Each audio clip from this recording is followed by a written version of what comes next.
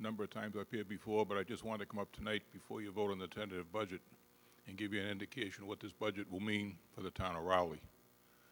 If you vote either option 1 or option 2 in the 3 scenarios that were presented, we will have to have an override in Rowley. I don't know how the other communities will make out, but we will need one. This override, if it's about $800,000, if you do option 1, will mean something over $300 per household in the town of Rowley if your house is valued at somewhere around $400,000. I think the median house price is $420-something thousand, so it's a little over $300 per house to cover that $1 million increase, or almost $1 million increase. This is on top of the overrides we've had the last 3 years, the Triton Stadium, the $39 million Pine Grove School renovation, the almost $12 million police and fire station we're currently building, and the fire engine. We've got about 2 more years on a ladder truck we purchased a couple of years ago on an override for $750,000. This is going to put a real hardship on the Raleigh taxpayers. I would encourage, going around town, I get hit with, why don't the selectmen support the school budget? We absolutely support the school budget. As most of you know, I've been a strong supporter of the schools for many years, and I'll continue to be a strong supporter of many of the school. But when the budget gets to the point where we may be laying off police, fire, highway, cutting back library hours, if the override doesn't pass, we got a major problem in the town of Raleigh. I don't know how the other communities will make out, but we have to hope that the override passes. I'm not sure that it will. We've certainly taxed the taxpayers a great deal in the last 2 or 3 years, and to get hit with a budget like this year and require an override of something in the $800,000 area is going to be tough for people to buy, and it's going to require a lot of work by a lot of people, so I hope to see a lot of people out there looking for votes. The other discouraging factor is that if this override should pass, or if it doesn't and we have cut back in services, in looking ahead with a $1 million salary increase for next year, and I'm sure other increases will probably require a $1 to $2 million, maybe more increase in next year's budget, and we'll be right back looking at another override to cover those costs. So as you consider the budget, I just ask you to think about the taxpayers in Rowley. I'm sorry to see the other communities aren't here tonight, but I know it's a tough situation for you, and it's a real tough situation for us.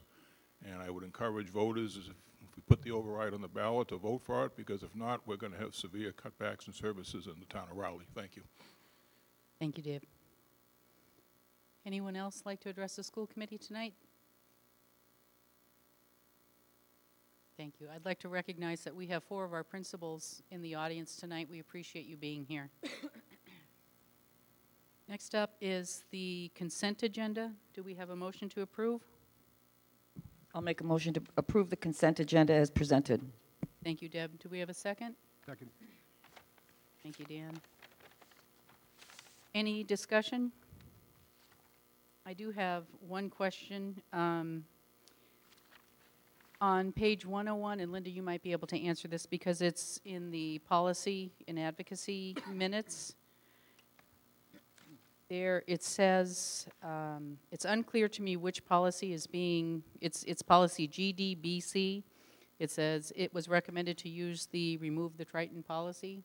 So I'm assuming that means, are we using MASC policy for that one, or are we using Triton's policy is my question. It's page 101 in the... If it says that they're removing the Triton one, then we are using MASC.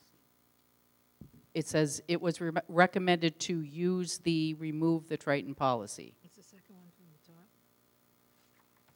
So I'm not sure what it's trying to say there. Oh.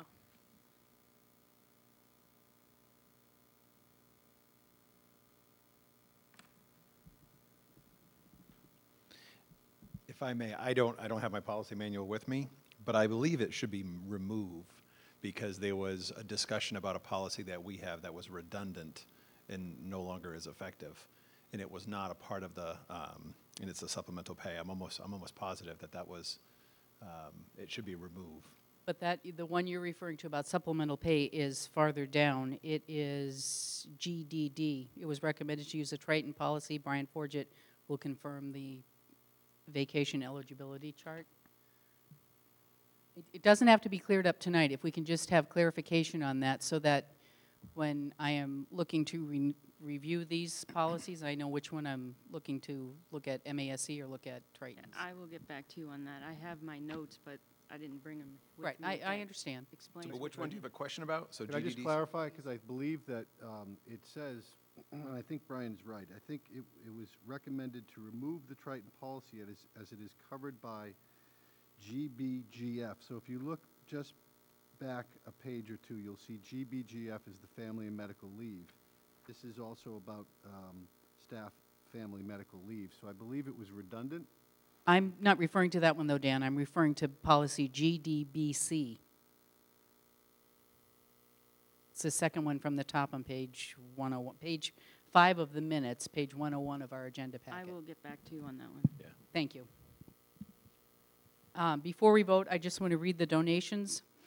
A subscription payment of $539.10 for Tumble Book Library Deluxe, an online reading program for SES students, donated by the Salisbury Elementary School PTA.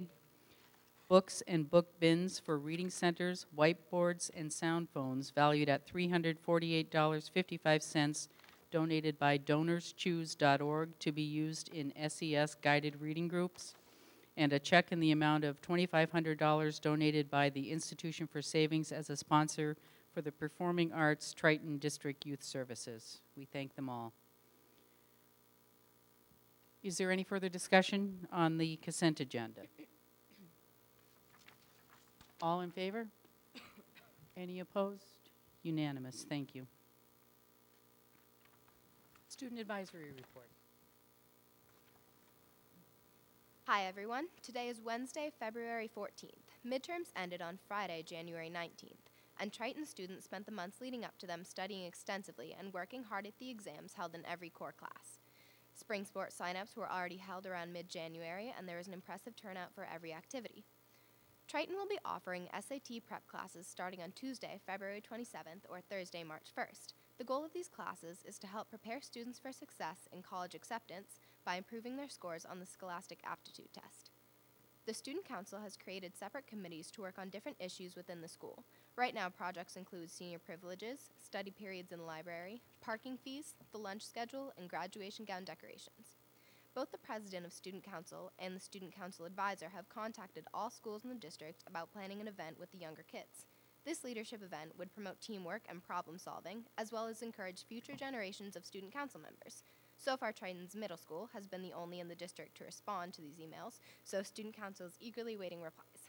Thanks to announcements and informational meetings, Triton students are aware of the proposed district-wide budget cuts and are concerned about the implications towards the school they attend and the livelihoods of their teachers. There is a resounding amount of student opposition to the planned budget and a general drive to support the school and its future. Thank you, and please ask any questions. Thank you. Anybody have any questions or comments? Thank you very much. As I said before, there's no regional schools report, so moving on to the superintendent's monthly report. Thank you. So you have the report in your packet, and I'm just going to go quickly through. I'm not going to read through all the detail. Pine Grove renovation project, just to keep you updated.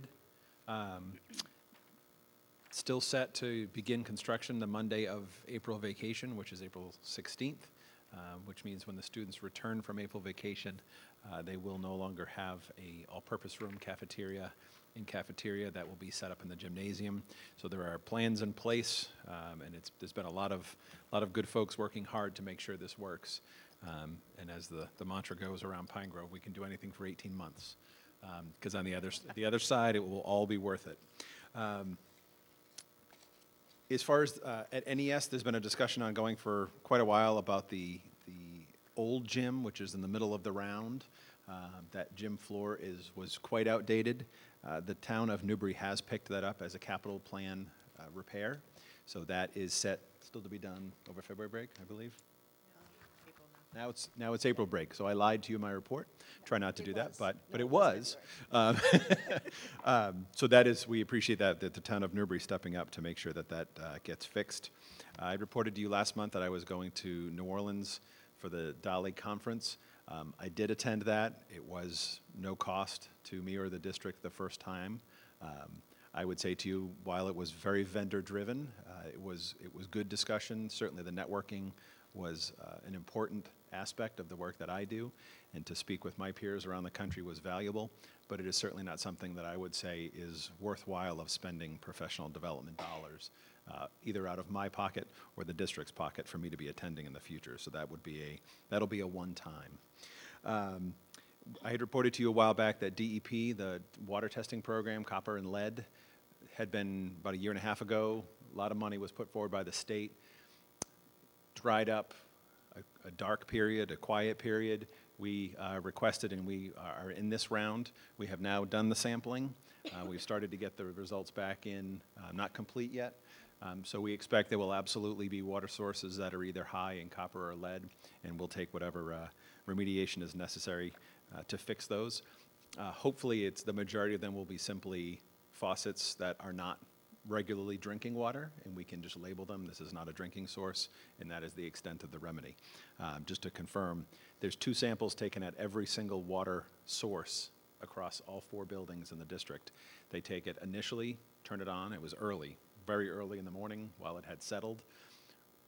Instant, take a sample, then let it run for 30 seconds and take a sample. The ones that we've seen preliminarily seem to be, it's after that first sample is where there was an issue. After it ran, the one that I was looking at, at the middle school, there's some in the science labs.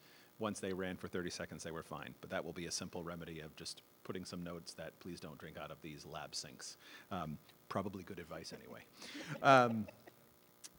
To note that the middle school and high school are working on, as they have in the past, there's a Y Triton night targeted for students, prospective future students. Generally, we advertise that to the upper elementary grades. This year, Tim and Al are working to kick that up a notch, an old Emeril Lagasse term, and involve the students. So the students do take a tour of Whittier if they choose to do that.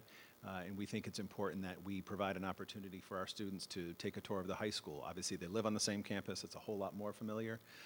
But an opportunity, they talked about an electives fair, and so there's some other options they're working on that I think will be positive. So I appreciate Principal Ruggieri and Principal McCray working on that with their teams to make sure that we propose and promote our own high school as much as we do other high schools in the area. Landlord-tenant working group. There's been some confusion around this, that there was a little bit more concrete information already decided. This is still a tentative document that has just been a small group of folks from each town thinking through the ramifications of this. We're set to bring something to you as the full DCC and the committee in March. We agreed it made sense to get past the budget season, and it would provide a little more clarity and equity in regards to how we, primarily the relationship of our elementary school buildings, because this is a shared campus. So some great progress there, and I'm hopeful that that will be agreeable to everyone. A couple months back now, we talked about the Digital Wi-Fi Partnership Grant. We applied, were awarded, we backed away, we came back in, we backed away. We're still now in the process because it's a matter of we've decided it definitely makes sense to be a partner in this grant, but it's a timing issue. If we're not, there's a good deal of equipment, wireless networking equipment that's on lease, and that disappears on July 1st. So we have to be ready to go on July 1st. As long as we are awarded the grant, as long as we are able to be funded in round 1, which would be this spring, we will absolutely participate. But we're waiting, hopefully by the end of this month or very early next month, we'll be able to confirm with DESE in regards to which window we would be funded in. As far as district safety, unfortunately, just reading about this tonight, the school shooting down in Florida, we spend a lot of time talking about, you hear about ALICE, you hear about ALERT, these various different acronyms that are specifically targeted towards an active shooter. Our protocols have been in place for a long time. We have safety committees that meet monthly. We drill. But in meeting with the chiefs, we all agreed that there's something more we could do as far as being responsive. There's, across the 3 police departments, there's some pretty extensive training in the various methods. The police chiefs agree that it makes sense to actually create our own homegrown method that takes the best of all. And so that is something that they've committed to do. I certainly appreciate the work that they've done, and they are taking the lead to identify a trained individual from each of their departments who would then come together, draft protocols with us, and then obviously involve the school safety committees. And then the piece that we have not done extensively is training. And it's unfortunately always something that's it's a difficult thing to drill. It's a difficult topic to talk about with students and teachers, but it's something we have to do. So just to make you aware, our goal is that we would be able to test protocols, not live, by the summertime and be prepared to start training teachers by the fall. Sean McGinnis, the Triton Athletics Director, has created a Triton Athletic Advisory Committee. This is an advisory committee to the athletic director. This is not a decision-making body. I think it's a great opportunity for the athletic director to involve parents, student athletes, teachers, coaches, and have a group that meets and convenes and advises. Obviously not policy, that's your purview, but as far as budget decisions and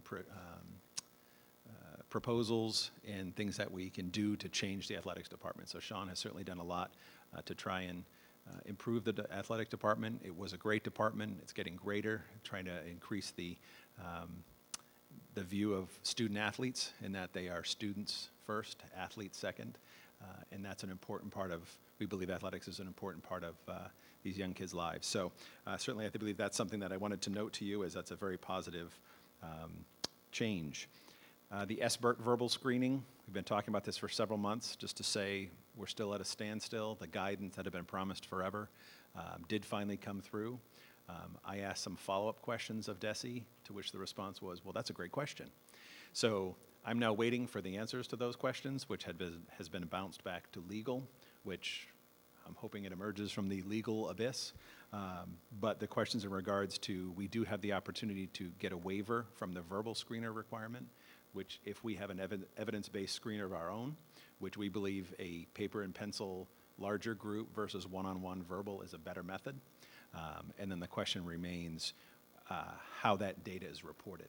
So if we get the waiver, do we have to then produce the data to the state, which would be a lot of work because we don't know the format, and so still lots of questions. So at this point, we're still on hold with that. And then just to report to you that Alan McCrae is here. I'm going to give him the bulk of the credit here. I believe it's been a 5-year labor of love as far as an aligned middle school and high school schedule. Certainly there are others that are involved in the last couple of years, but Al's been working on this for quite a while. And as he said the other day, if we can make this work, we will really be the first middle school and high school that has a truly aligned schedule. Because those that say, yes, our schedule's aligned, they say, except for right after lunch. Then it kind of gets all messed up. And so this would be a completely fully aligned schedule. So there's a prototype that's built in Aspen, and Al's in the process of testing it to see if it really works. And so there will be some changes. It will involve changes for everyone. But I believe that what we would hopefully present to you on March 14th, one month from today, would be a schedule that provides a whole lot more opportunity than it does drawbacks. So I'm very excited that after quite a while, and I'm fairly certain that Al will be thrilled if and when this is settled and we move into it. So any questions, I'll be happy to answer them. Anybody have any questions for the superintendent? Great. So at this point, we're going to go a little off the beaten path of the agenda and move towards the tentative budget deliberation and approval. So I'm going to ask our wonderful business administrator to lead us through the tentative budget, please. Thank you. In front of you, you have the FY19 tentative operating budget. I am certainly not going to walk through this line by line, but I will quickly review each section and a few things that I do want to point out to you. You will notice that this budget does not have the big inter-narrative. We haven't put that together yet. We will put that together for the final operating budget. Right now, there's too many pieces up in the air to determine really which direction our budget's going in. So we put all this together without that big narrative, but we promise that to you in 1 month from now. But I will start just mentioning on page 1, we have initial budget request summary. This is the document that you reviewed at the budget workshop in January, Saturday workshop, line by line. So I'm certainly not going to go through that again. But I just wanted to mention that this was the summary of all requests that came in from the departments. And this was requesting a level service budget. This was not the typical budget process where it pretty much asked for an adequate budget or a pie-in-the-sky budget. This was level services, very few exceptions for new programs and essential services that we thought would be needed for this year. The total of those requests came out to, on page 4, $3,633,959. From that Saturday, the leadership team whittled that down to, while we certainly are in need of more whittling, on page 5, we have the changes from the FY18 budget. So this is every single change that we have from our current budget right now to the current high water mark proposed budget. And this is also a document that I have previously detailed line by line, explaining all our changes. And this comes down to, we're looking at a current increase or requested increase at this time of $3,130,272. And this is essentially level services. It does include a couple new programs, such as the elementary special education program for $160,000, which we believe would be a cost-saving measure in future years. And it does include a couple of leveling of funds, such as the substitute teacher budget, which has been short in previous years. So now we'll get into the detail of the numbers. On page 6, you have the tentative budget summary. For all the changes that we went through, line by line, painstakingly, we came up with a total general operating expense of $42,163,000 to $63,298. This is an increase of the $3,130,272 that we spoke of. That includes all the changes. This is the high water mark that we were looking at last week. And the next line down in that blue box, the capital debt service expenses, the total for FY19 is $2,687,593 for a decrease of $177,126. So the total change in the operating and debt budget will be an increase, or proposed an increase of $2,953,146, or an increase of 7.05%. So turning to, or just focusing on the operating budget for a moment, we're looking at that budget of the $42 million.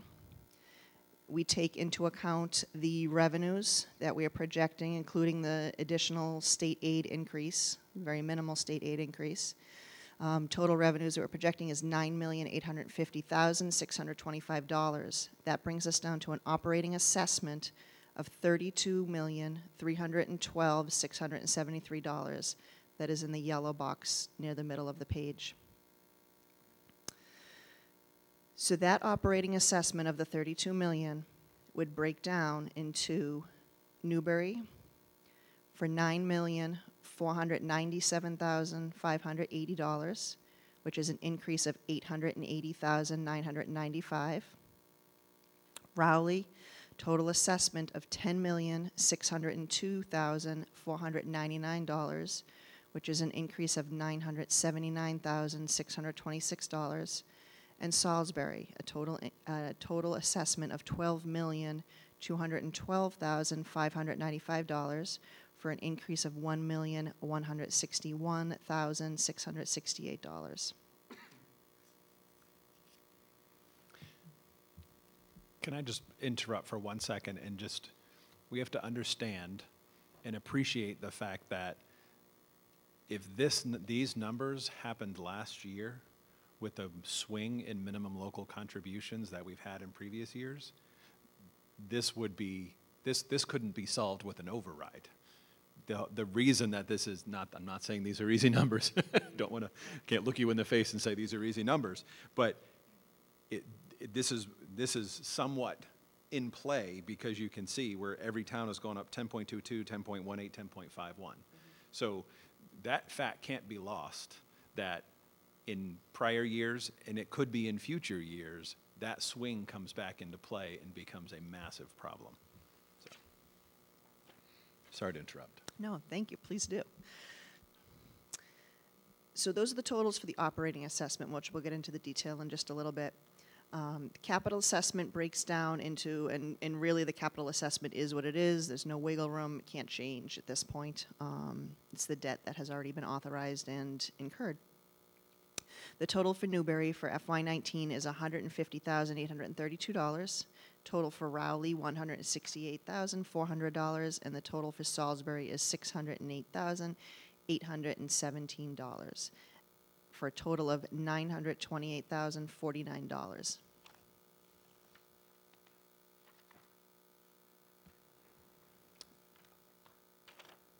Page 7 just details how I came up, or how we came up with the operating assessments. Page 8 and page 9 details all of the capital and debt assessments. It breaks out the project for the middle school, high school, the stadium, and Salisbury Elementary. It details the gross amount, the amount we're receiving from the state through MSBA reimbursements, and the total assessed to the communities. And it should be noted that Salisbury is in, I believe, the final year repayment on the Salisbury project at this point. 19 will be. Yeah. Yes, 19 will be, yes. So that will completely come off the rolls after this budget. On page 10, the enrollment worksheet, I just wanted to point out the Chapter 70 Foundation enrollment listed our enrollment as 2,392. This breaks out to 704 for Newbury, which equates to 29.43%. 786 for Rowley, which comes out to 32.86%. And 902 for Salisbury, which comes out to 37.71%. And that actually is an increase of 2 from over last year. We had been seeing a downward trend, basically staying the same with an increase of 2 this year.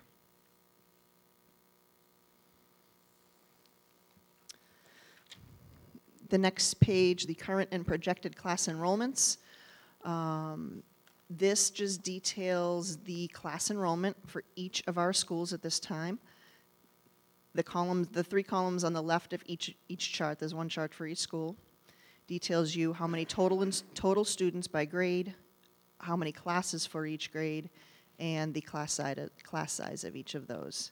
The 3 columns on the right of each box is the proposed for next year. This assumes that there is no significant staffing cuts. So any classroom teachers that may be cut along the way surely will affect those numbers, and you'll see an increase in those class sizes.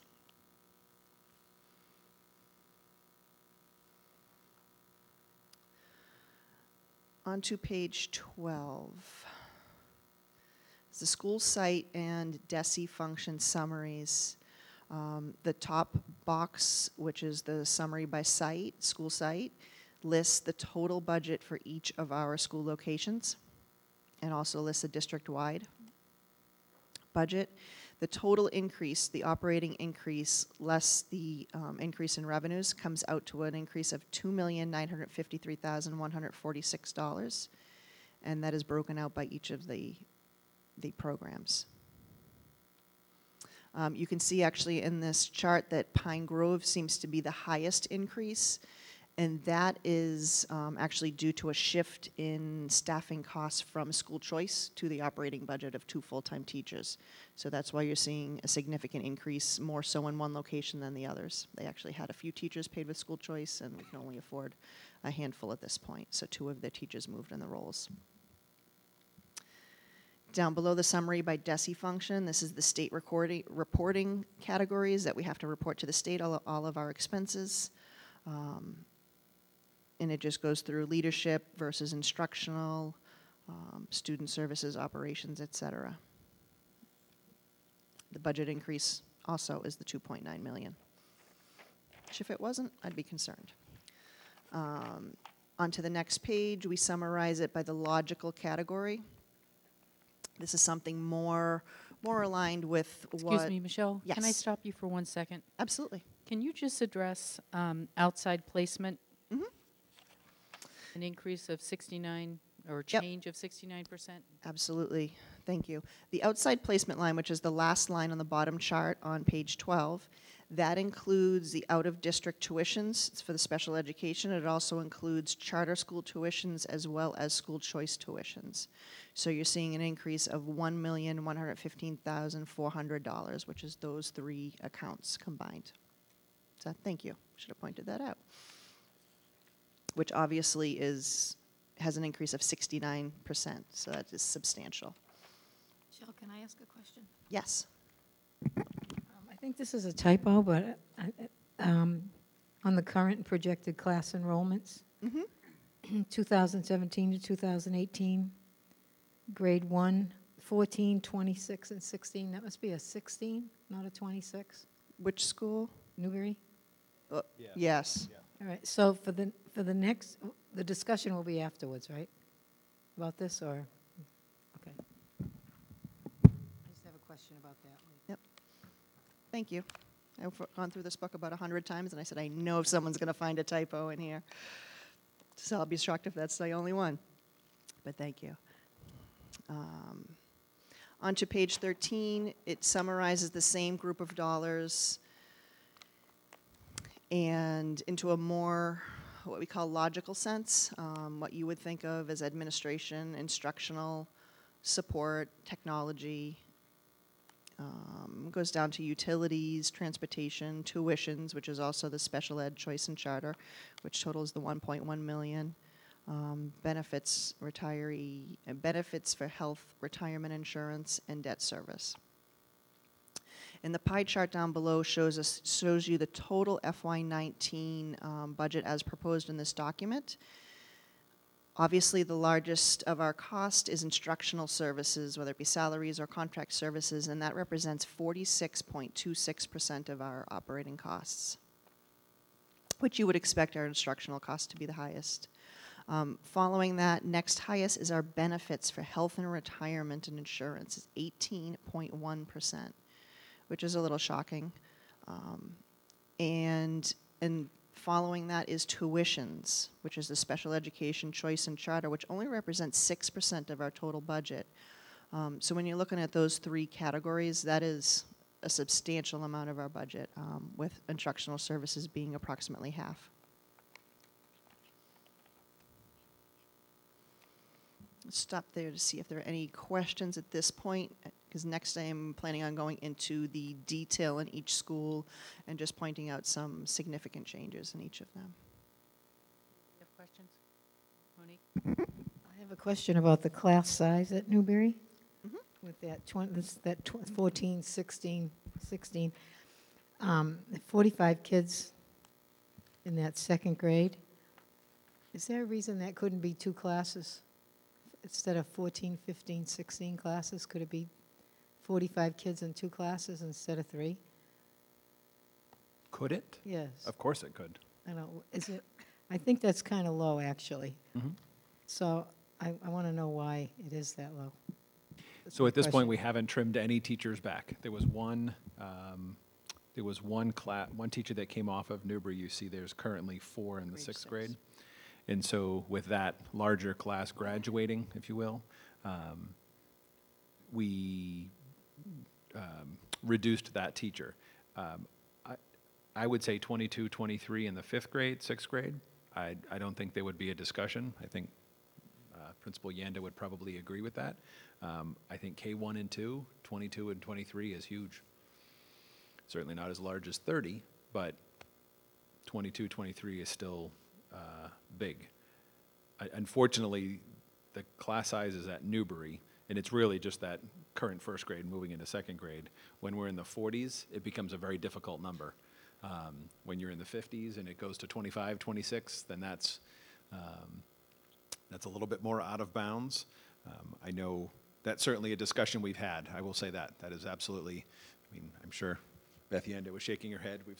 We've talked about that class. And it's certainly would be the first place if we're going to trim classes. That would certainly be one of the first places. But 22 and 23 is not ideal in a first and second grade classroom.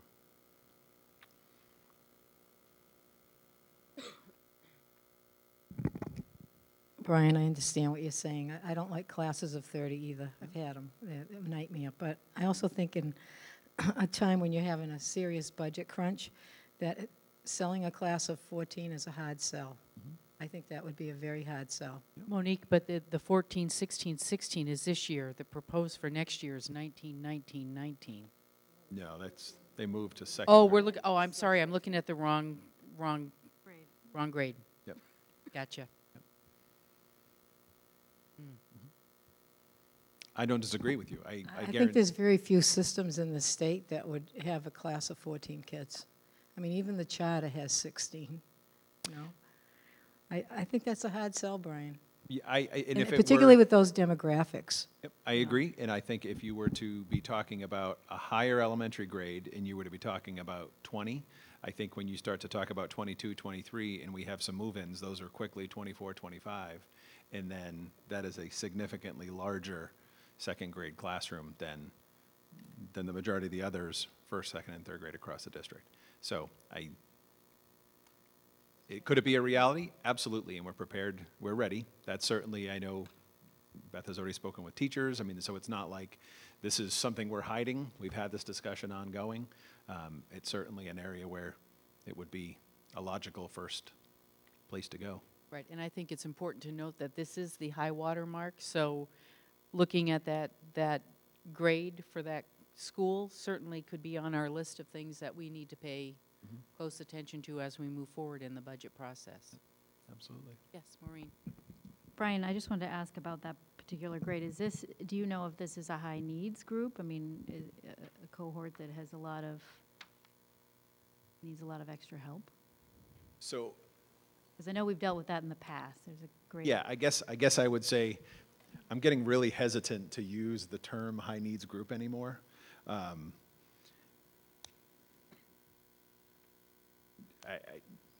Carefully with my words here. I mean, I certainly don't want to go identifying a group of students as being particularly challenging. We all know that there are certain, and it might not be any one individual student or group of students, but there's that collective weird chemistry that when this group of kids gets together, whoo, man, they're a powerful force. The reality is that we have individual students who, and I'm hoping the principals are all over there nodding, that just can have the impact. They haven't heard me yet. That it can be 1 or 2 students that have a profound impact on an entire school, let alone a grade level. So I don't know that we can say because this 2nd grade is easy or hard, that should be the driving force of whether or not we do that. And I'd be happy to have someone challenge if anyone disagrees, or I just feel like, it's particularly when we're getting class sizes that are this small, we're starting to pinpoint a very small group of students and to say that's hard, that's easy, they're good, they're bad, and I don't want to get into that. But the bigger issue is there's dynamics created in our buildings by a very small population of students that creates at times an untenable situation for staff and other students. Dina? Yes, Dan.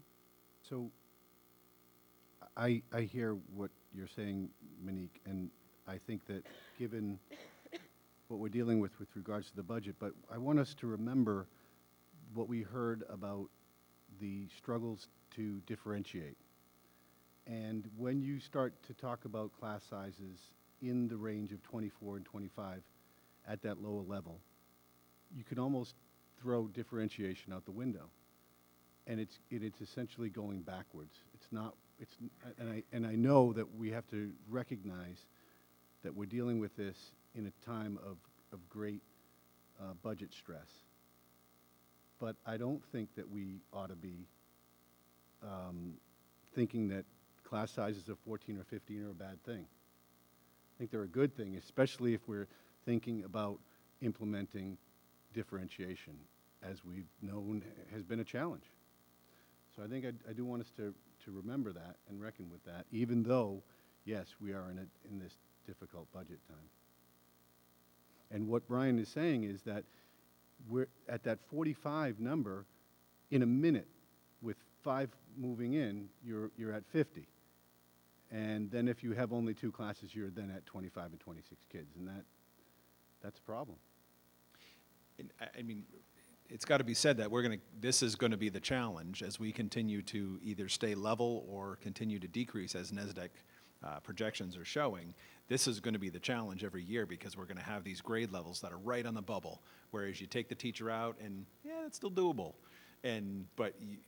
So if at this point in time, we're on February 14th, of course, it's Happy Valentine's Day, everyone. We haven't said that yet.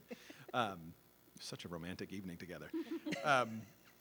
So we're here on February 14th for a school year that starts on September 1st. We're 7 months until we even know who's walking through our doors. So the reality is we could assume a budget cut here, and we could say it's a retiree, great, we save a full 75, whatever the number is, but that may have to change. And if we've already assumed that cut, we then have to fluctuate. All of a sudden we have a great, school choice, we can make choices, but there's an option there, we can control that. 10 families move in and happen to have first graders that are becoming second graders, that's it.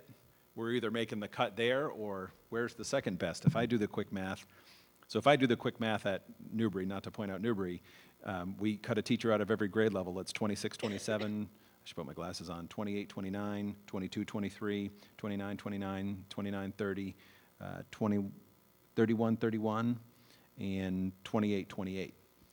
So where do we go? Because we're making one of those others a reality. And as we've always said, it's a group of larger 6th grade students versus a larger group of 1st grade students. You're on different planets as far as how that plays out. So I completely understand what you're saying, Monique. I hear you 100%, and no, you're not saying you don't believe class size. It's a myth. I hear you 100%. I know that's the truth. I'm just saying at this point in time, we just have to be cautious, because once we assume that cut, we've got to find it elsewhere when the things change. No, I understand this, and I like small classes. That's not the point. But also at Pine Grove, you've got 71 kids in the 4th grade in 3 classes. But why is that okay? Is that a different population, or? Well, because that's that's a higher number than you would have in Newbury, right? Higher number, are you saying in the? Well, look at the 4th grade for next year. Yep. Well, they were this year's 3rd graders. It says 23, 24, 24. Yep. And So if so we make that's it- more than, It's a higher grade level, Okay. and it's a matter of, we would have to add a teacher in. So if we added that 4th class in, we're into the mid-upper teens. no, I'm not saying add a teacher, I'm just saying they have a high class number, but it seems to be okay for them. But for the 2nd grade with 45 kids in the same number of classrooms, it's not okay. That was actually, the Pine Grove was actually a request for last year, and we were not able to maintain that teacher. So we ended up cutting that teacher. So we only had 3 sections of that grade. But it's staying the same, so was it chaotic, or what happened as a result? We could absolutely use a 4th section in that grade. Yes. But then, here we go, we're going in the wrong direction. Again, I think it should be noted that we will definitely be reviewing class sizes as we move forward, because Absolutely. we want to make sure that we're concentrating on what's before us. Michelle? Absolutely. Thank you. Now we're going to turn to, I just want to point out a little bit of detail on each of the locations' budget requests, some high changes, be large or large decreases, increases. Those start on page 14. We'll start with the Newbury Elementary School. Under the second section, 2305, you will see a decrease in regular education salaries. This is all of the regular classroom teachers and some of the regular specialists. You'll see a change of, actually it's a decrease of $4,792. And this is actually because we are reducing one classroom teacher at Newbury, and that is the 6th grade that is moving on to the middle school. So we'll be reducing 4 sections of the 6th grade down to 3. So that's reflected in there. The next section down, 2310, the math reading specialists has an increase of $41,773. That includes the step and COLA increase, but it also includes the halftime math specialist that has been proposed for this budget. And that is the same across all 3 elementary schools. They're each proposing a halftime math specialist to bring those positions to full-time. The next line that I wanted to point out is the substitute line under 2325. You'll see a decrease of $29,250. That number actually is being transferred to the district-wide budget. We found that it was a little cumbersome to track it at the location level, and I can easily just run reports to find out where the substitutes are occurring. So we're going to consolidate those lines for this coming year. Down further on that page to category 2450, instructional technology, you'll see an increase of $9,773. That is really just a consolidation of expenses for the printer and copier leases and page costs that we have. A lot of the budgets had these, or a lot of the schools had these costs in various lines throughout the budget, and even some of them had them in multiple lines.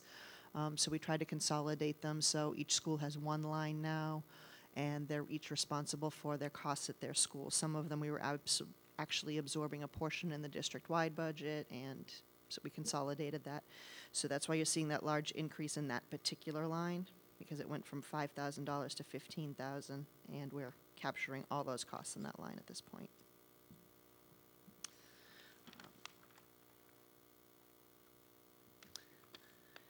And with all the other lines that I'm not going to go through line by line, the total FY19 proposed tentative budget for Newbury is $4,247,985, an increase of $104,688, or 2.53%.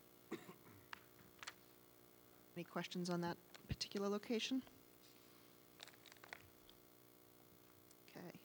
Moving on to Pine Grove.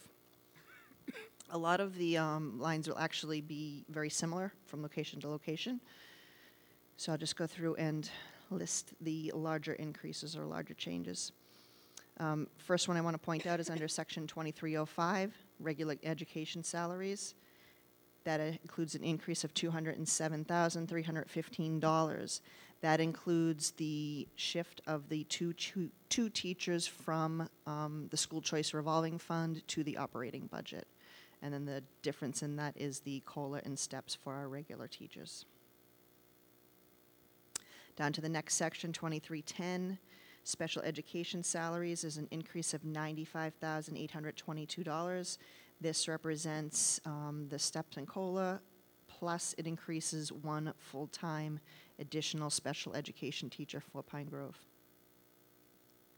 Next line down is the math and reading specialist, which is the increase of the halftime position to full-time, total of $45,470. The next section is substitutes. We're removing that from this budget in the amount of $27,000. And lastly on this page, I want to point out we have an increase in the special education line under section 2330 of $26,570, and that is primarily a shift from grant funding that we were using to pay the salaries.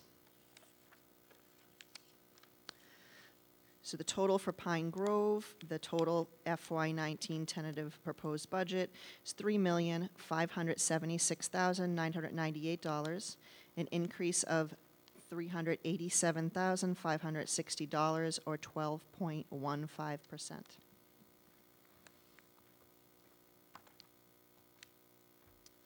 Moving on to Salisbury on page 18, Salisbury Elementary School. Also want to point out, the first one I want to point out is under section 2310, special education salaries. It also includes the addition of one special education teacher at this location. Next line down, the math and reading specialist also includes the increase of the halftime math specialist. The total increase there is $42,960. The substitutes we're also removing from this budget. The total is a decrease of $30,150. Under category 2330, teaching services assistants, you will see a decrease in the preschool and kindergarten lines. For preschool, it's a decrease of $14,095. Kindergarten is a decrease of $19,131.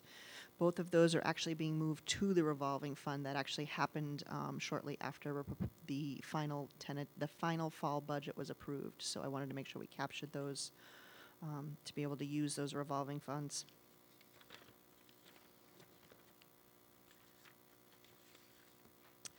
So the total FY19 proposed tentative budget for Salisbury Elementary is $4,177,792, an increase of $192,971, or 4.84%. Moving on to the middle school. Special education salaries under category 2310. There's a decrease of $11,919. Normally, because it's only a change of approximately 3%, I wouldn't note this, but in a situation where we're looking at an increase of COLA and steps, I just wanted to mention that there was a mid-year staff change, and that one change in that position actually had a savings of $23,000. So we're realizing that with this coming budget, and that was a recent change that just occurred a couple weeks ago. Teaching services substitutes, we're also removing that from the operating budget, or the operating budget for the middle school, $18,000. We certainly can't remove it completely from the budget. That's going to the district-wide budget. Under category 2400, instructional materials, we have an increase of contracted technology services of $10,118. This is more of that consolidation for the copier costs, and it has been pulled from various lines, and actually part of the middle school was one of them that was being paid for out of the district-wide budget. So we have made sure that the full costs are realized in this budget at this time. So the total for middle school, total tentative proposed budget for FY19 is $3,127,000. Nice even number there. Love even numbers. And the change would be an increase of $86,934, or an increase of 2.86%. Onto the high school. A lot of the same. Under category 2310, special education salaries, we're showing a decrease of $42,998. That was a reclassification. We found a teacher that was being categorized as special education. She actually belongs under regular education, so we corrected that. Teaching service substitutes, we're removing the $34,200, putting it into the district-wide. Under category 2400, the last line in that section, contracted services, there's a decrease of $14,027, and that is actually being moved to a couple lines below. If you look in the next section, 2450, there's a contracted services lines with an increase of $13,500. It's primarily being offset there, and the following line under 2450, supplies and materials, has a decrease of $12,327.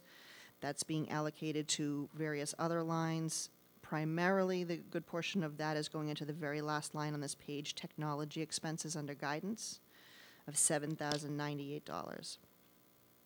So there's a lot of recategorizing, a lot of little lines. We're just trying to be a little more consistent. And it's quite a feat at the high school to make sure that things are properly allocated to the correct departments.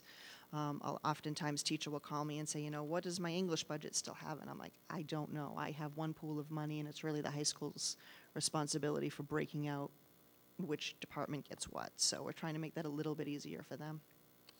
Well, we're not breaking it down into actual curriculum functions. We're trying to make it a little bit easier. On to the next page, page 23, under Athletic Services, 3510.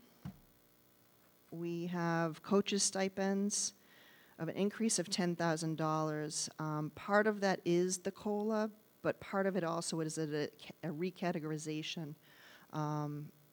We found that the middle school coaches were actually being budgeted under another line, so we consolidated them, moved them to the coaches line, which makes a lot more sense to me. So you'll see that shift in the total budget dollars there. Performing arts under category 3520, there is the increase of $13,725. This represents a shift from funding and user fees. The user fee revolving account can no longer absorb the $26,000 that had been planned from that, so about half of that needs to come back to the operating budget. So for the high school, their total FY19 proposed tentative budget is $7,810,570, an increase of $279,715, or 3.71%. And on to district-wide. And while you take a drink, Yes. just point out, we had talked about assistant coaches at the high school, and there was some concern raised about safety on the field. So to confirm that this, keep talking away from the mic, this assumes no reduction in assistant coaches. So this is literally taking the athletic program as it is today, moving it into next year. Well, he did reduce some games, but no assistant coaching positions whatsoever. Sorry, yes. yeah. Well, the he on-field proposed it. coaching. We added Yes. it back into this particular budget proposal at this time. Okay. On to district-wide on page 24. There's just a couple of lines I want to mention. Under superintendent, section 1210, you'll see an increase of $6,500. That is actually for, part of it's the new superintendent induction program. We were just taking that from other available lines, so we're trying to consolidate, report it correctly where it belongs. So in another year from now, I expect we'll see a little bit of a decrease to that line because that program will be over. Under assistant superintendent, 1220, the current year does not have a budget. The FY17 and FY18 did not have a budget under this category of assistant superintendent. So since Brian, as the business official, he was budgeted here in FY16. I am actually budgeted under the business and finance. So now with the title change of our new assistant superintendent, Kim, for curriculum, we've moved this portion of the budget into this category. 2,200.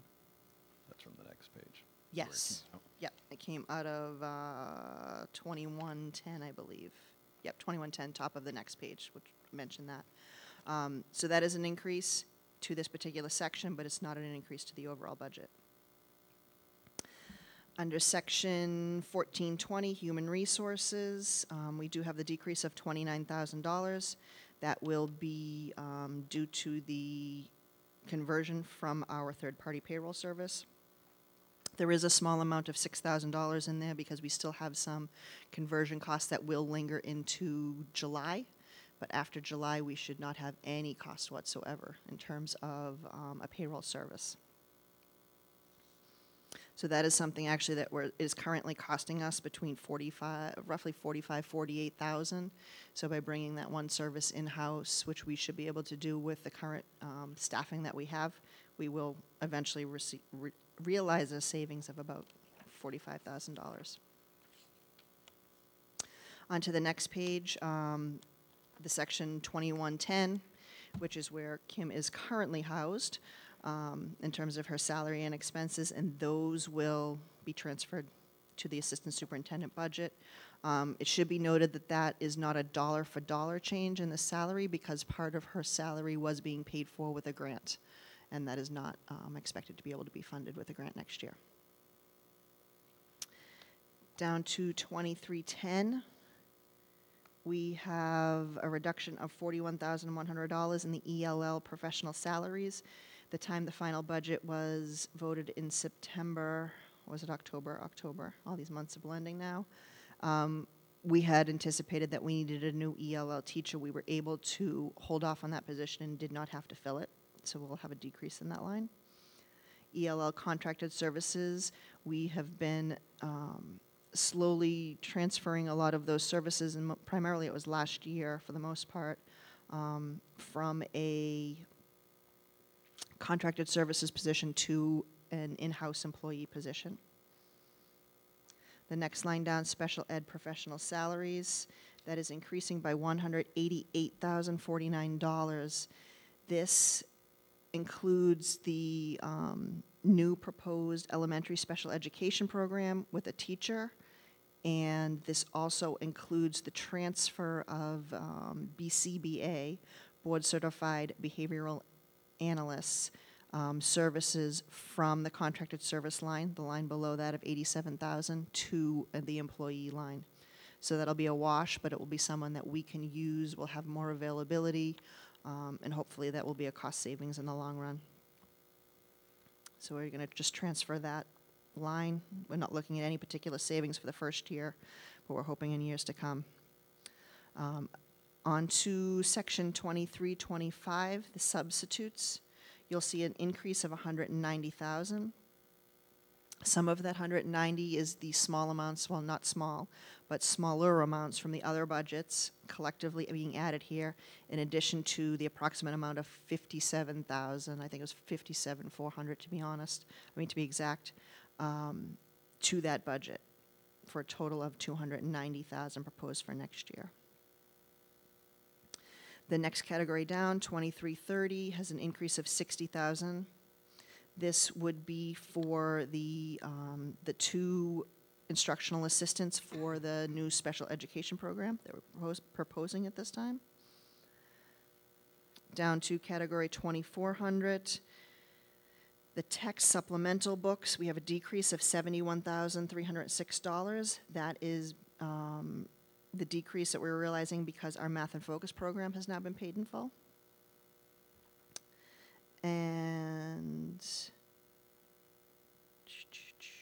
regular education supplies, that is a combination of some of the items have been reclassified to other lines within this budget, and about 30,000 of that has been allocated to the elementary schools and middle school for consumables, I believe. So that is leaving the district-wide budget and going into others. On to the next page, under category 4,000, we have a decrease in the heating fuel of $76,412. It's because we were able to lock in a much better natural gas rate. And our electricity is also decreasing. We've been able to lock in that rate as well and realizing a savings, or hope to realize a savings of $39,565. Second to last line in that category, defibrillators. There is a new mandate coming out that is effective July 1st that we have to have defibrillators available within a few minutes of every educational athletic sponsored event. So this includes all our high school teams. So we currently have a couple portable defibrillators. We're meeting with a company who specializes in assessing and can also help us do some longer term leases. And we have actually found that all of our current defibrillators in all the schools, the wall-mounted ones, probably will be reaching their end of life within the next 2 to 3 years. So we're looking at putting them on a cycle and also putting them into a lease. So I actually believe that about $10,000, right now we put in 12, but it's looking a little bit lower than that at this point. So we think about $10,000 will cover that, but that will be a 3 to 4 year cost to replace all of them and to add in the new ones that we need. Onto line or section 5100, Essex County Retirement. That is our retirement assessment for our non-teacher pension group. And that is decreasing by $55,387 this year.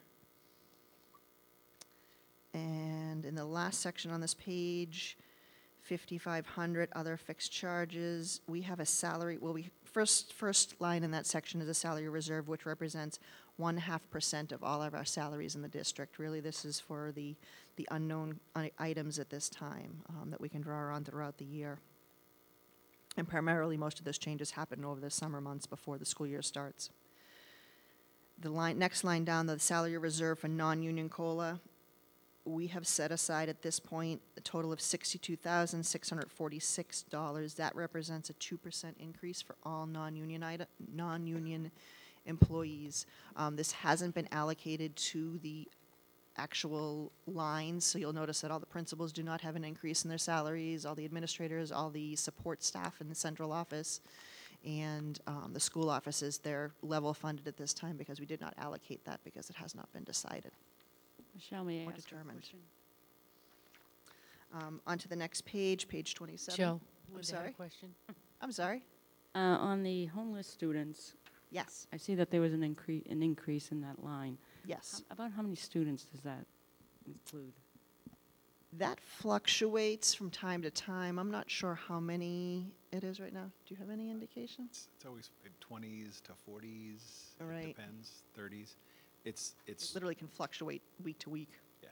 It's an Ju- expensive endeavor because it's individually, it's providing individual transportation And versus. just another a van. question, how much of that is funded by the state? We receive a very small reimbursement. I want to say about 20 to 25% the following year. Okay, I just And- want to make sure that people know that that's an unfunded mandate where we're Yes. transporting homeless children. Oh, it definitely is. I mean, some of these homeless students are in communities that are not close to us, and we are responsible for transporting that or transporting half of that transportation costs. It doesn't get a lot of attention because it's not a massive unfunded Right. mandate at $64,000, but you add those up throughout the budget. Right. We are where we are. Michelle, Yes. I'm Oh, go sorry, ahead, I just Linda. had one more question about Absolutely. the early retirement incentive. Is that an incentive that we're giving teachers to retire early? No, that's the assessment from Essex Regional Retirement that I believe was an early retirement package that was probably offered many years ago, and that's our assessment towards that, Thank you. I believe. Yeah, for teachers, it was called Retirement Plus, but the Yes. state contributes. We pay 9, 10, 11%. The state matches 9, 10, 11%. You're matching that same, it wasn't called Retirement Plus, whatever it was. That's the payment. It's not forever. It's like a few more years, like 20, 21, something like that. It will fall off eventually. Eventually. Yes. I just want to note in the non-union COLAs, does that include, tonight in executive session, the school committee did approve a 2% COLA increase for the superintendent. Did we assume that in that amount as Yes, well? I did. Thank you. I just did that as a placeholder. It was not to Yep. determine anything. She's negotiating my contract. by Yeah, the way, no, next time. definitely not. Yes, it does. Thank you. Any other questions on that page? And down to page 27, the last section is just the outside placements. Wanted to detail that, which I mentioned briefly at the beginning. Special education tuitions have an increase of $854,000. School choice tuitions have an increase of $53,645, and charter school tuitions are anticipating an increase of $207,755 for a total of $1,115,400. That would bring the total district-wide FY19 proposed tentative budget to $21,910,546. for a change of $1,901,278, or an increase of 9.5%. Pages 28 through 40 is a new section to the budget book this year. We had been requested to provide a listing of all district staff positions, and we thought it was actually a very useful piece of information for everyone to have. So we listed each position by title and what category they belong in and the location they're in, and we totaled them by location. So each of these indicates what its full-time equivalent will be. Most employees are 1.0. Once in a while, you will find a teacher at the high school that is a 1.2, which means they're covering an additional section. And each of these, I'll just give you the totals for each of them. And it should be noted that the district-wide category includes most of the EL staff, the English language learner staff, and it includes any split positions, and it includes all the cafeteria positions at this time.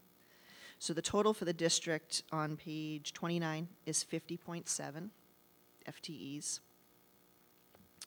Newbury Elementary has a total of 83.3. And it should be noted that the high count of IAs, the instructional assistants, of 29.5 is primarily due to the ASD program that is located at Newbury Elementary. Pine Grove.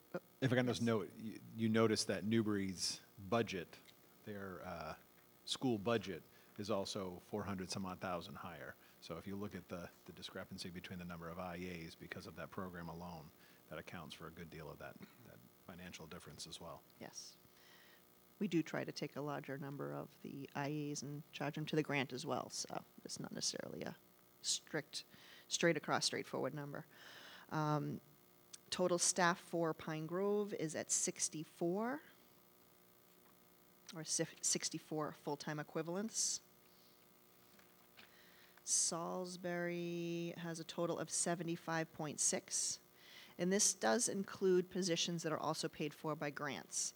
For example, Title I pays for or is able to fund 4.1 positions or 4.1 FTEs at Salisbury Elementary for us. So the total is 75.6. Middle school has total FTEs of 51.3. And the high school has a total of 102.9. That brings us to the total full-time equivalents of 427.8.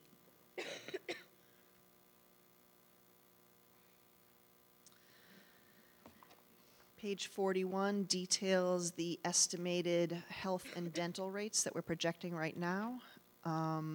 We're including an 11.1% increase in our health insurance. We are hoping that comes down from there in the next couple weeks. And I was projecting a 4% increase in dental, and we heard just yesterday that our increase came in at 4%. So we are right on the nose there. Unfortunately, we don't have any savings, but it did not come in higher than we anticipated, which is great. So those are our proposed rates for next year. On to page 42, circuit breaker. This just details our total out-of-district costs. Currently, or we're projecting them to total $2,196,982. That chart at that bottom of that page. The projected circuit breaker revenue at 65% funding level totals $559,000. We're also projecting about $100,000 to come back in what we call a special education increment. It's essentially the circuit breaker for the school choice students. Comes through a different vehicle, different mechanism, different filing, but basic same process. So our total budget that we are including for out-of-district placements is $1,537,982. And that's for next year. And then the last three sections, the next section is revolving account summary. This just lists all our various revolving accounts that we currently utilize. It will give you the beginning balance, what our projected revenues are, what our actual our projected expenses are. Primarily, these are based on this year. If I do know if I see a trend coming or I know of any specific information, I will adjust it for next year. But really, this detail is pretty much projections for this year end at this time. On to the next section, page 46. It's a similar detailed analysis of each of our grants. Actually, when I updated this last year, we had to remove, I believe, 1 or 2 grants, and when I updated it again this year, I had to remove another 2 grants, so it shows the trend that the grants are dwindling. How many pages is it? Grants? It used to be like 4 or 5 pages of grants. Now it's 2.5.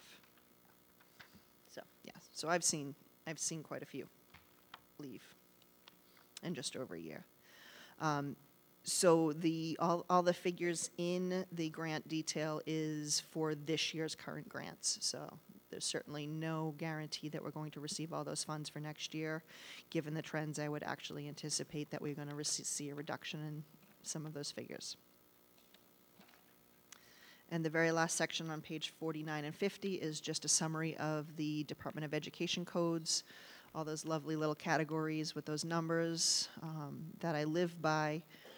That is how I have to report everything, and that's how we break our budget down into our functions. And it will surely put you to sleep if you even attempt to read that. I was going to say, yeah, it's very small as well. Conserving paper. Yeah, I don't think you probably really want to read that. But are there any questions on any section in the book? Does anybody have any questions or comments on what's been presented?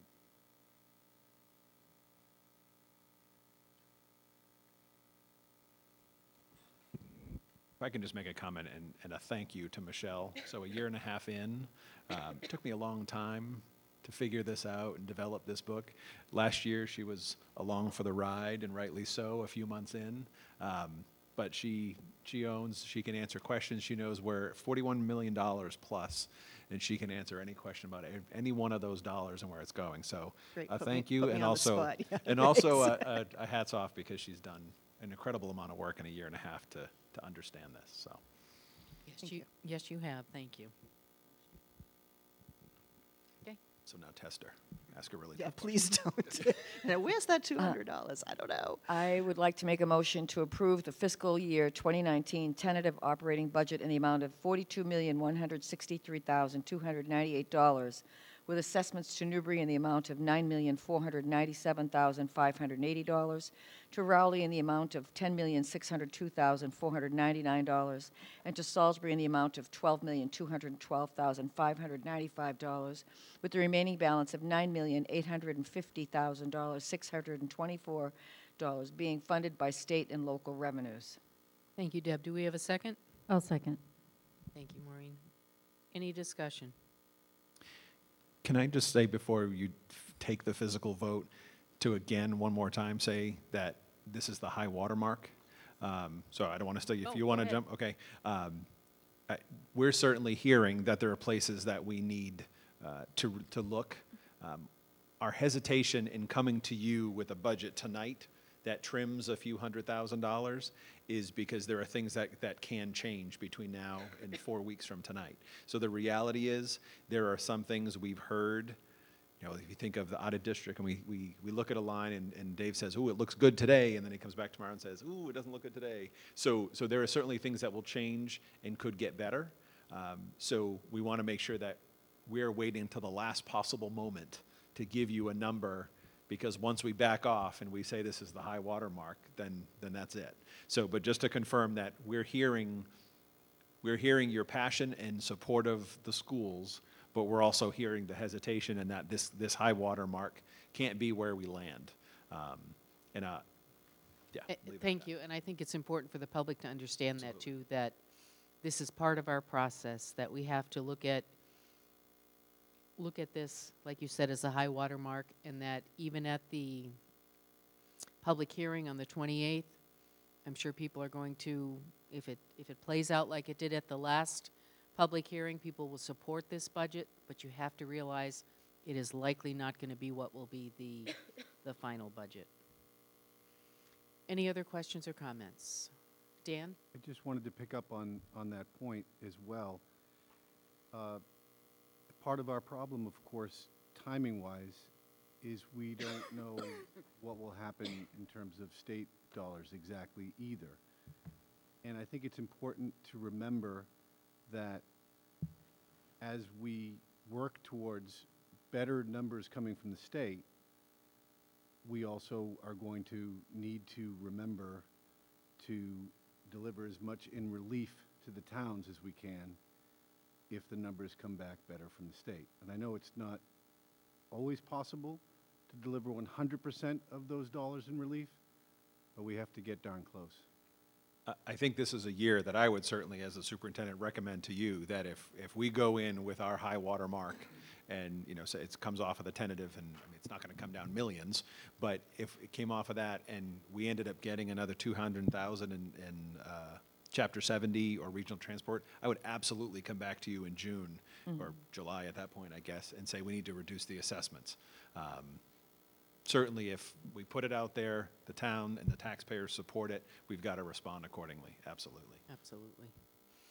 All right. All in favor? Any opposed? Unanimous. Deb, would you like to do the capital? I'd like to make a motion to approve the fiscal year 2019 capital budget in the amount of $2,687,593, with assessments to Newbury in the amount of $150,832, to Rowley in the amount of $168,400, and to Salisbury in the amount of $608,817, with the remaining balance of $1,759,544 being funded by state revenue. Thank you. Do we have a second? I'll second. Thank you, Maureen. Any discussion? All in favor? It's unanimous. Thank you. Thank you. So again, that is our high water mark. Next public hearing is on February 28th, and we will continue to work on this. I can just add, the Policy and Advocacy Subcommittee met earlier this evening, and we talked about the fact that there's a need to clarify. So I'm going to, probably wait till Friday. We have a meeting with the District Communications Committee tomorrow, but send out a message that can then be repurposed on social media to make sure people understand how we get from February 14th to that first day of school next year. And try and have it be as un-Brian-like as possible in that it's readable within an hour, but also make sure people understand that there's two key points here, and that I've heard this several times. Well, we don't really need an override. We need to just sue the state. Good in theory. Good in theory. The reality is these lines are all subject to appropriation. So is there a legal recourse? There are certainly some arguments being built, and maybe there is. It's not a recourse for fiscal 19. It's not recourse for fiscal 20. There might be remediation in a little bit of minimum per pupil aid or regional transport. But this is unequivocally, I will stand on this right through the process. This is a local solution for this year. That if we want to stop this impact, this is a local decision. And our fight has to be at the same time using this energy to make sure that we don't let the energy statewide disappear so that there's a permanent fix so this doesn't happen in fiscal 20 and fiscal 21 and fiscal 22. So by Friday, I will have crafted that into a finely tuned, succinct summary so that people are clear about where we go from here. Thank you. Moving on with our agenda, I'm going to piggyback back to the District Communications Committee, the minutes from that January 25th meeting. That was a real brief meeting, just when the towns were updated on what the budget projections were going to be then. Does anybody have anything to add to those notes or minutes from that meeting? Okay. Moving on to school visits. Mr. Forget? So this is just a very brief approval. the foreign exchange program, the French exchange program, I should say. It's not just foreign, it's particularly France. This is a program that has run in the past.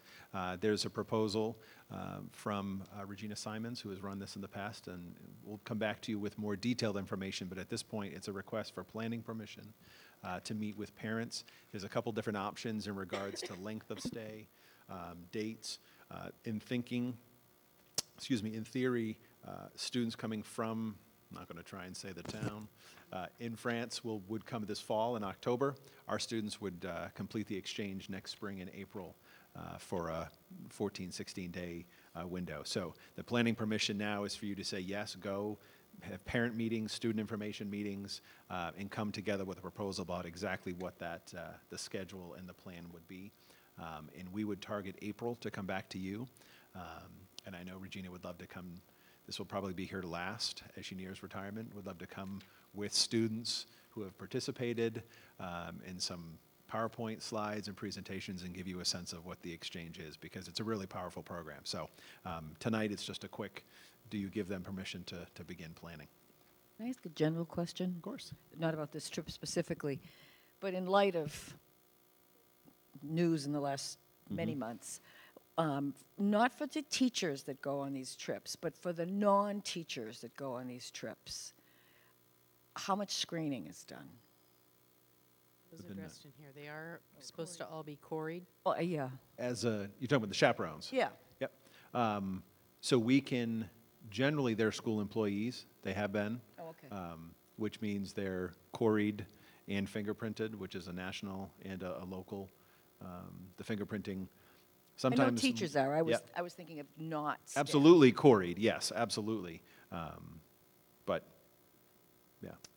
If I may, Go ahead, Linda. as a parent who had a child who went on this particular trip, Mrs. Simons is very protective of anyone who goes on this Oh, trip. I didn't mean. No, I just mean she would herself, She ready.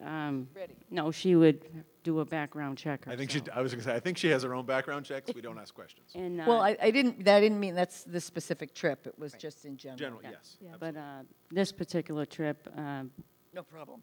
any child who has gone on this, it's been an amazing experience for the child. Yeah, I just wanted to add, I've had 2 kids participate in this, and they also make families get quarried for the French students coming here. So we had to go through the quarry process as well for our visiting French students.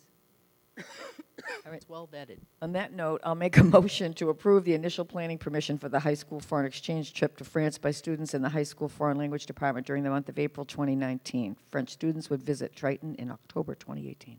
Thank you. Second? I'll second. Thank you, Maureen. Any further discussion? All in favor? Looks like it is unanimous. Thank you. Moving on to the 2018-2019 school year calendar. Yes, so we've, last year we did the same, and we're bringing this to you very early.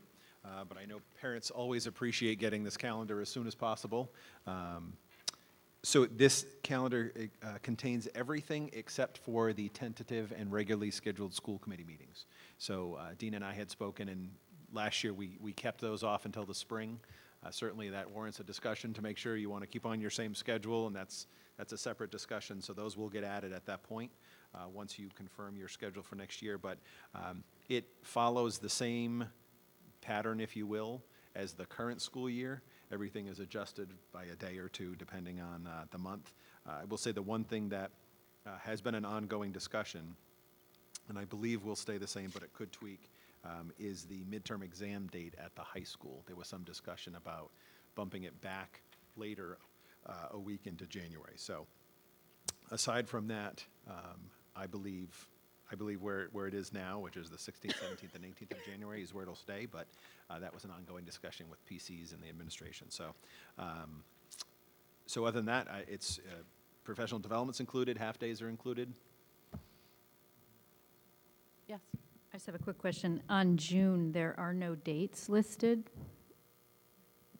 Will those be added later? Oh, yeah, where it says Triton graduation has. Yeah. Yes. We will add those. Okay. Those important to you? I'm just kidding. I don't have a graduate next year. Yes. but- So I think it's Yeah, so we haven't confirmed the high school dates. The graduation date, there was a discussion about the 1st versus the 8th. Whether which of those two dates it works. I know a lot of the high schools in the area try to coordinate and make sure not everyone's graduating on the same. So that hadn't been confirmed, and that will then set the high school exam days. Sorry, I made it sound like it was that I knew they weren't there. I had forgotten when I was looking at them. I was just going to blame Patty. So obviously you have the 180th and the 185th day, but the graduation and high school exam days we'll add those. Okay. All right. Do we have a motion to approve the school year calendar as presented? I'll make a motion. Thank you, Linda. Do we have a second? Second. Thank you, Dan. Any further discussion? All in favor? Any opposed? Good, unanimous. Thank you. Now to the school choice, vote to participate. So a committee has the opportunity, let me say this. DESE, by law, you have to approve to participate in school choice. You have to vote the number of seats. The law is very explicit. Now, DESE has understood it because it's really unworkable for you to say, yes, we're going to have 3 seats in this grade. You don't have to take any vote. If you take no vote, your status stays what it was previously. It's recommended you take a vote, make a statement about whether or not you want to participate. And again, this is to accept students. If students are accepted outside the district, we can't say no.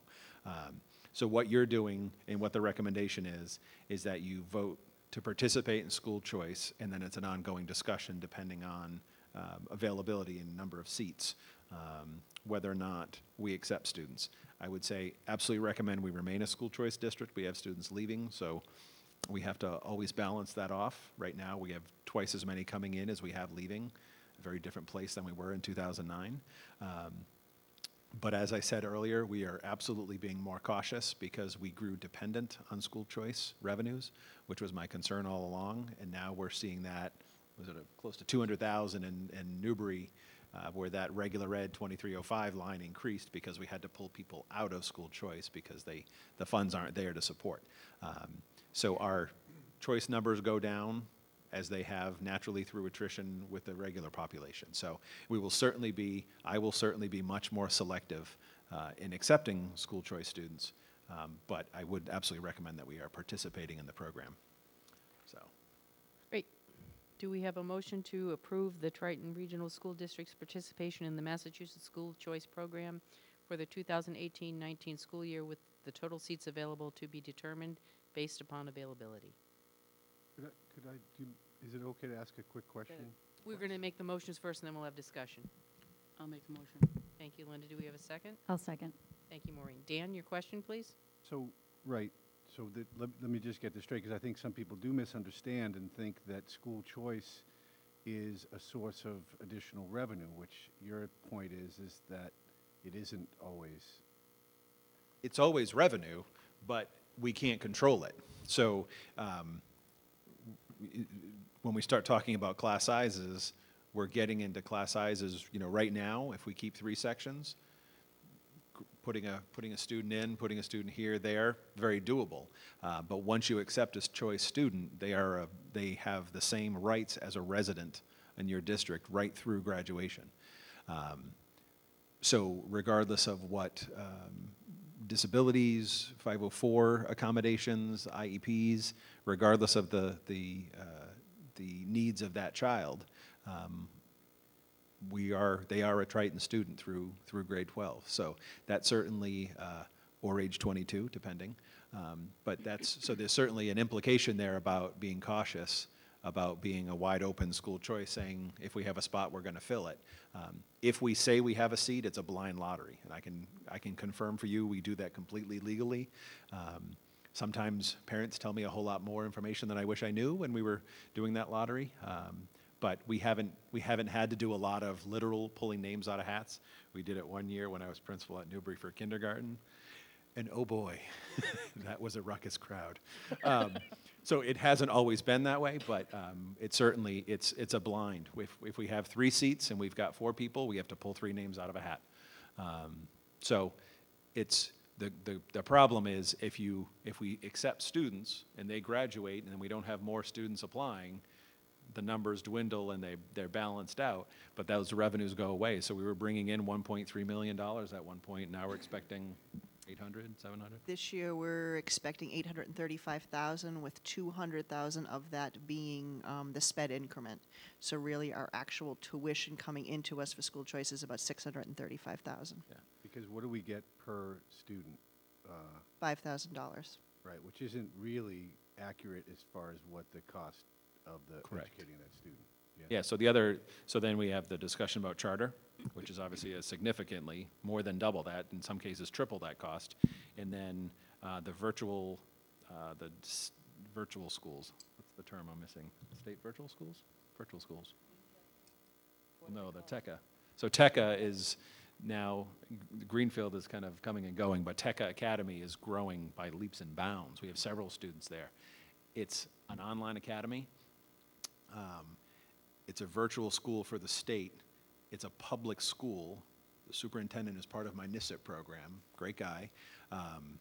So I'm still trying to figure out exactly what that looks like to go to work each day. But it is a virtual school with how many? 800? I mean, the numbers are growing like crazy. It's the funding is through school choice, but they're trying to get the tuition to $9,660. But if it's school choice, it should be 5,000. So there's all those discussions. To your point, Dan, I think that's where you were leading the witness. I appreciate it. I'm a good witness. Deb? I have a question that's mostly related, I think. I'm just curious, would parents of school choice students be allowed to provide input at our public hearing on the budget? If they have a Triton student, why wouldn't they? Oh, I don't know, that's what I'm asking, if they had. That's a good question, because I know there was a parent here the other night that's got choice kids and felt that they couldn't speak because they weren't a resident. So I know that happens. I would have to check the law, but Let's I look. believe that would be the regional agreement or local bylaws. I don't know if our towns have bylaws that say you can only come to town meeting and speak, or that's true. At town meeting, absolutely, Yeah. because we get to sit on the side with the Right. scarlet letter. But as far as a selectmen's meeting, do the selectmen say you're not allowed to talk unless you can tell me your street and address? I don't know the answer to that.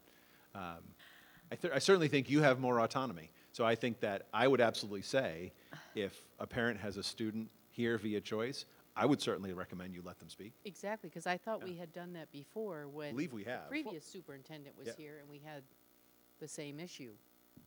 I mean, yes, they can't vote, but if they are choicing their child in here, they're invested in this district too in some way. Certainly an important voice to hear. Yes. Yes. And I have another question, which is, I'm not sure that's related at all. What do we spend per pupil for education? More or less, kind It's of, in sort of. 15? It's I was close to gonna- 15. It's increased pretty drastically as our population has decreased, obviously. You're dividing more dollars by fewer students. So I want to say we're just north or south of 15,000. 15,000. Okay, thank you. Any further discussion? I just wanted to ask if we could get a commentary on that number, because I think that number is really misleading. I don't know, maybe you can comment. I hate talking, but, so the important piece here, and I'll do this succinctly, it's an output. It is not a driving number. The state does not fund us, or the towns do not fund us at $15,000 per pupil. That is an output of the dollars we spend divided by the total number of students. It is just simply a data point that the state uses as an output. It's an output. It's not an input. Okay. Yep. Say more? I just have a I would say more, but Narissa's. question about accepting, like, if we are looking at reducing a teacher in whatever grades, is there a threshold for the amount of students that you won't cross to take choice in for that grade? I mean, is there numbers, like specific, we're not going to take more than 20 students? So we've always used, we've used the target of no more than 20 K to 2, and I think we were 23, or K to 3, and 23, 4 through 6. We've kind of used that into the middle school. High school's a different animal. Do you ever close choice in high school or middle school? Yep, yep. It's actually a lot easier to take a student in middle school or high school because when a student's coming in and there's, a course catalog of 300 courses, then obviously the impact of one student is far less. But it's been done differently over the years. I'm very cautious. I personally, if we're anywhere near what we've set as a target, I'm going to be very cautious about filling that seat because a resident could move in and take that seat. And once I've said yes to choice, I can't say no. Historically, it's been done. There's been different views in regards to whether or not that we had to fill those seats, that they were entitled to those seats, which I personally don't believe that. I believe those seats belong to the residents of Newbury, Raleigh, and Salisbury under your guidance and governance as the school committee. So I'm certainly very cautious of that. If we chose to leave the numbers at 14 and 15 and we had applications, I think I would certainly do that without hesitation. If we thought we might cut that, absolutely not. We tend to, the safest, so that's the right term, tends to be at kindergarten because it's a process we do early. We're there, right? We're already in the middle of, kindergarten information nights, choice applications come in. We can consider them all at once and say, if we don't accept choice, here's how many sections we have. If we take all the applications, we can actually round out and it helps us pay because it's tuition. But beyond kindergarten, there's no tuition coming in. I will say the one thing we've been very hesitant about, I have personally, is taking students mid-year. So by law, we can have a start of school and then another fall window according to the statute. So we've said you can apply at any point. We do call it June for the following year. And then we accept applications and then do another window right after the holidays for a January 1 start. If a student moves in March and says, I want to stay at Triton, we say you can finish the year, but you've got to apply in the June window. Likewise, if it's in the fall, we say, nope, you can stay, but you've got to apply at that January window, and then that's when we would make a cut. Any further discussion? All in favor? Any opposed? Unanimous. Thank you. Thank you. Subcommittee reports, policy and advocacy. We met earlier this evening, and as Brian said, he's going to put out a letter talking about how the budget works. Well, not how it works, but how the numbers will work. And we also spoke about, as the governor passes his budget, it goes to the Senate and Ways Committee. So we're compiling senators' names, emails, and in the next week or so, we're going to be getting information out to parents of people they can contact. On another note, I just wanted to thank Marissa. I know Narissa's on that side. Marissa, Dan, and Tina to coming up with a list and going forward with how we've been advocating much better this year. I also want to thank the administration, the school committee, for the amount of work that we've put into this budget, and how much time it takes. And it's important to note that our selectmen are a big part of this as well, that people have to understand that they work within the means of the budget. And if we want a higher budget or a lower budget, it's up to the community to let their selectmen know. So if you want anything to be more than what's in the budget with the money that they're able to work with, you have to let them know. You have to email them and call them and tell them how you feel about that. It's an incredible budget that we have to go through this year. And I know how hard the teachers work and how hard we work to give our kids the best education that we can. And to have any one of our teachers be cut is unfathomable to me. So we all have to work together as a team, as a community. More than ever, Triton needs to come together as one community to help us get over this. I don't know if any of the other advocacy members would like anything. So, I'm not on that subcommittee, but as of yesterday, and I don't know if anything has changed since then, but as of yesterday, Jim Sullivan was going to write an article in tomorrow's paper, which will include the names and contact information for the House and Senate Chair of the Ways and Means, that's what this list is right here. and also the fact that if you click on the red button on our website, that there is some contact information there too. Great. Finance? Well, we're handling a lot of the budget stuff here, so I think it's been said and said again already, but I just did want to make one note that we need to be super careful about policing our school committee costs as well. We had a warrant that came up 2 weeks ago. 2 weeks ago, I think it was. I talked to you, Michelle, right? Where we just had a situation where somebody signed up for an event and didn't go, and we ended up having to pay for it anyway. So we just need to be careful of those things if we could. Okay.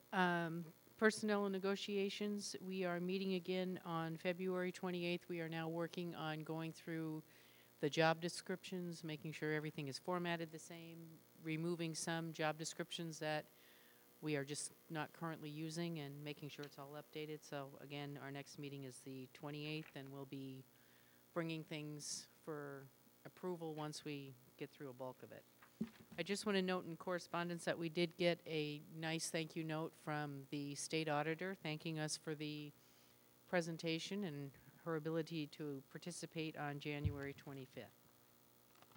Next meeting, again, is the public hearing here on February 28th at 7 p.m. And then the final budget vote will be on Wednesday, March 7th at 7 p.m. No, I'm sorry. That's the deliberation. The final vote is March 14th, a month from now. Do we have a motion to adjourn? I'll make the motion. Thank you, Linda. Do we have a second? Thank you, Monique. Any discussion? All in favor? Unanimous. Thank you. Good night, everyone.